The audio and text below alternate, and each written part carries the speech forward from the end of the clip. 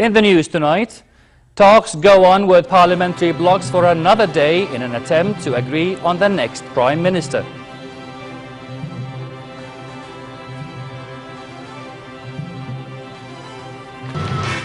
Scores are killed in bomb blasts in the Syrian capital as government planes bomb a southern town.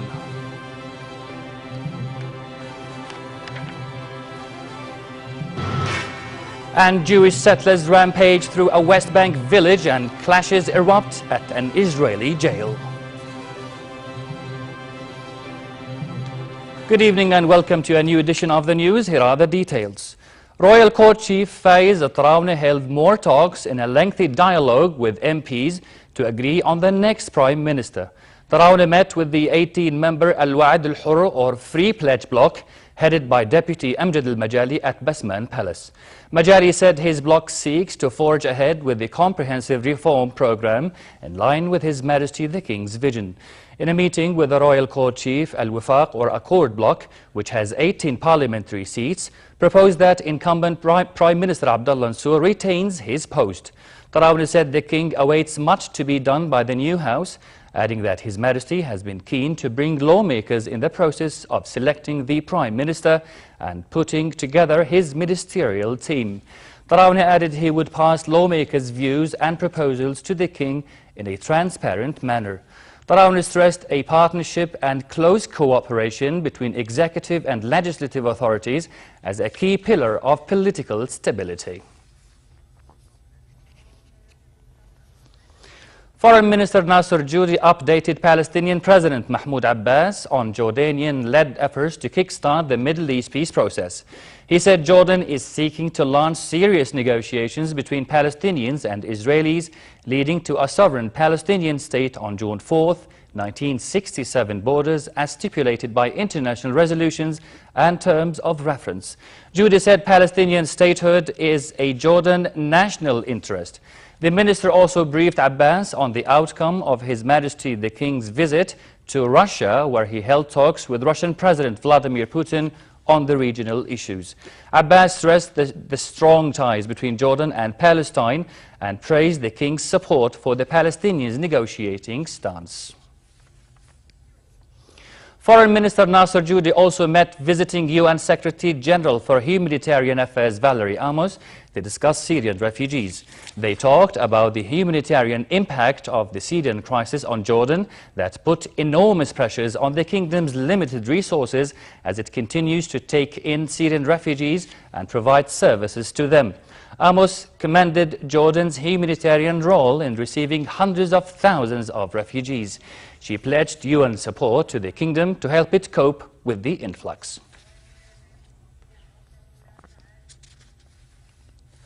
As the United Nations official held talks in Amman, Syrians continue to pour into the kingdom's northern border in an unprecedented exodus. Jordanian border guard received 7,524 refugees in the last 48 hours. The Armed Forces General Command said women, children, elderly and sick and injured people were among the refugees. The border guard offered the newcomers immediate food and medical aid before moving the injured to hospitals in the northern region. The rest were transported to Al-Zaatri refugee camp. The military have reported record numbers of displaced Syrians entering into the kingdom in the past 2 weeks, putting more pressure on the border guard and local resources and services. And over to Syria, a car bomb killed more than 50 people and wounded 230 in central Damascus, targeting ruling Ba'ath Party offices and the Russian embassy. In the south, Syrian warplanes bombed the old district of Dar'a city for the first time since the conflict began, killing 18 people, including 8 rebel fighters.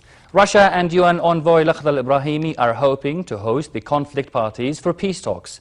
Zain Abu Sufa has the details. Bombers struck again in the heart of the Syrian capital. A car bomb went off on a busy highway in Damascus, killing at least 50 people. Children from a nearby school were among the victims. More than 230 people were wounded. The suicide bombing in the Mazra'ah residential district of the capital targeted a checkpoint close to the ruling Ba'ath Party building, and 200 meters away, from the Russian embassy. The blast blew out windows at the embassy, but no employees were wounded. Syrian state television was quick to accuse what it called terrorists or rebels battling the regime of President Bashar al-Assad. Opposition activists reported further explosions elsewhere in the city after the deadly mid-morning explosion. Outside of the capital, latest videos show the shelling of the town of Yalda, south of Damascus, as well as an airstrike on the district of Has in the Idlib province. In the north, the Free Syrian Army were fighting on the main Salah ad-Din street in the city of Aleppo. Today we are in Salah ad-Din and we are preparing, God willing, to enter and free all Mu'azzamiyya from Assad army who have snipers stationed in the Sa'd and Bilal mosques. As the fighting intensifies, the Syrian National Coalition issued a draft communique in Cairo, omitting a direct demand for Assad's removal. It marks a softening of tone from past positions that insisted the president must go before there could be any negotiations. The document said Assad and his aides must be held accountable for bloodshed, and that any peace deal must be under the auspices of the United States and Russia. It said Assad cannot be a party to any settlement. Syrian Foreign Minister Walid al-Muallim is due to hold talks in Moscow on Monday as UN mediator Lakhdar Ibrahimi renews efforts for a deal. Moscow and the Arab League have agreed to work closely to forge a dialogue between the Syrian government and opposition groups. We have common ground on the Syrian issue. That is a ceasefire as soon as possible and unconditional peaceful dialogue based on the Geneva Conventions. Lavrov said that both sides have submitted preconditions for a dialogue, but to coordinate an actual meeting is a matter of diplomatic skill. Zain Abu Sufa for the News at 10. In neighbouring Lebanon, visiting British Foreign Secretary William Hague announced the UK will give an additional $17 million in aid for Syrian refugees in Lebanon. Hague spoke at a World Food Programme centre in Beirut, where he inspected the registration process that refugees have to sign up for before receiving food and other aids. Since the conflict began, more than 787,000 Syrians have registered as refugees or are awaiting processing in the region, mainly in Jordan, Lebanon, Iraq and Turkey. More than 172,000 Syrian refugees have registered in Lebanon. According to the UN High Commissioner for Refugees, a further 88,500 have entered the country but not yet signed up as refugees. I want to announce today that the United Kingdom will supply another $17 million for use in Lebanon, and bringing the total to $30 million from us. This will help to provide what people urgently need, to provide clean water, food, blankets, life-saving medical supplies. Qatar also donated $100 million in aid, the first tranche of at least $900 million pledged by Gulf Arab states. In Palestine, about 24 Palestinians were injured when clashes broke out with Israeli troops at an Israeli prison in the occupied West Bank. Hundreds of youth protested outside the Ofer prison near the city of Ramallah in solidarity with Palestinian prisoners on a hunger strike in Israeli jails. The confrontations came as Jewish settlers wreaked havoc in the occupied West Bank, attacking Palestinian vehicles and vandalizing property. The settlers have clashed with youths in a Palestinian village, injuring at least 8 Palestinians. Farah Hajlouni has more on the latest settler violence. Jewish settlers on the rampage in the occupied West Bank. This is what was left of these vehicles torched by settlers last night. Palestinian villagers in Qusra near Nablus say settlers from a nearby hilltop outpost descended on their village and set property alight under the watchful eye of Israeli soldiers who did nothing to stop them.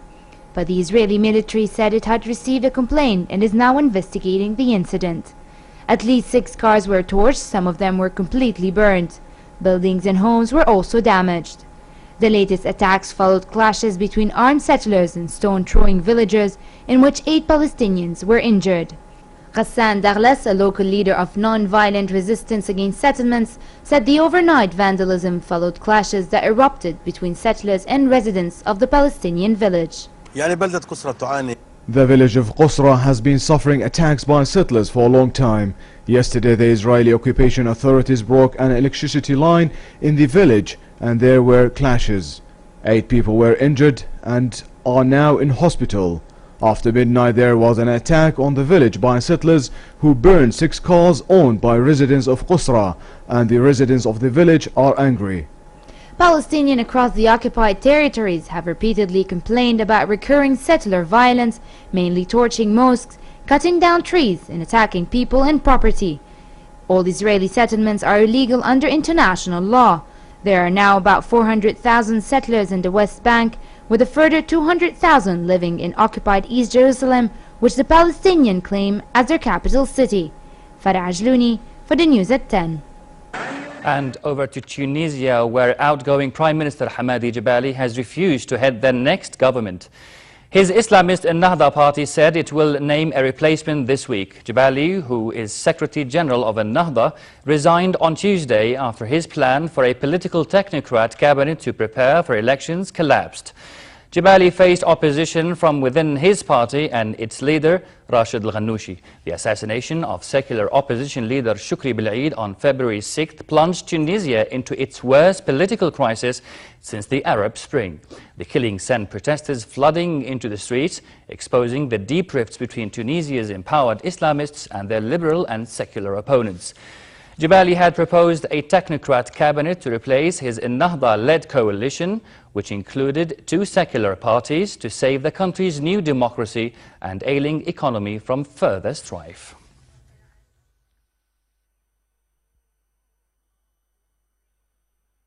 And in Iraq, Iraq's government released more than 200 prisoners held under anti-terrorism laws. The move is seen as a goodwill gesture to try to appease Sunni demonstrators who are staging protests against Prime Minister Nouri al-Maliki. 2 months of demonstrations, mainly in Sunni-dominated Anbar province, have evolved into a tough challenge for Maliki. They increased worries that the country could slide back into sectarian confrontation. Thousands of protesters are still camped out in Anbar, calling for Maliki to step down.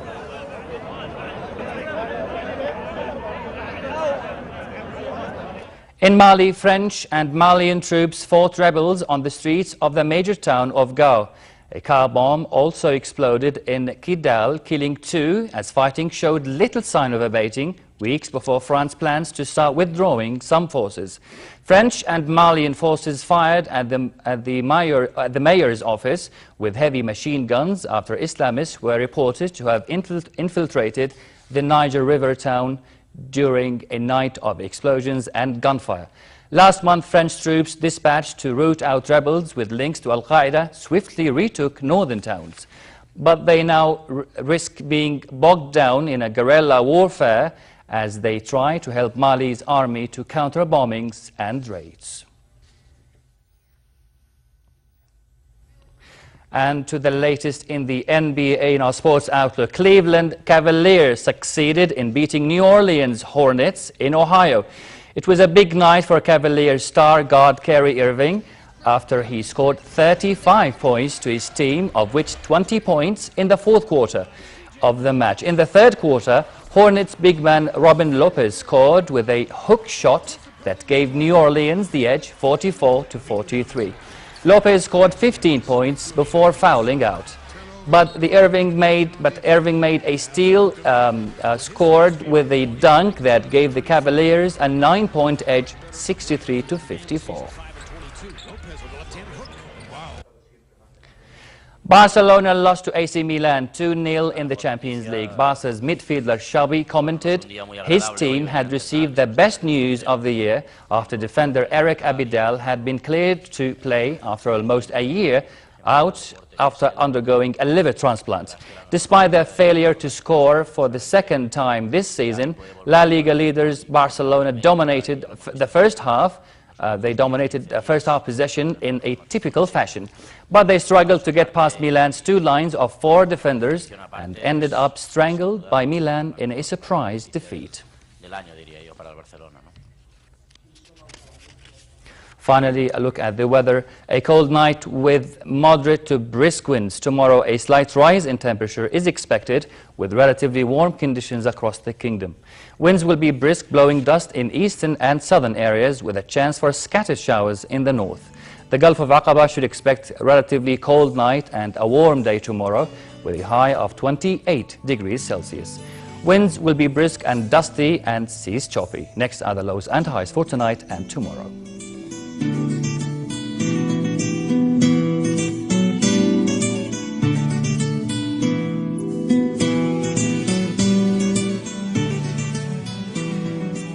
And to close, here's a reminder of our top stories. Talks go on with parliamentary blocs for another day in an attempt to agree on the next Prime Minister.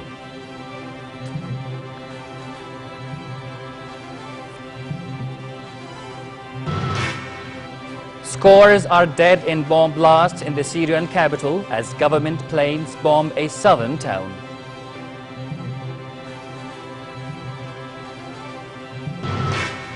And Jewish settlers rampage through a West Bank village and clashes erupt at an Israeli jail. And with that, we come to the end of this edition of the news. I'm Rad Labtouche. Thank you for watching and have a good night.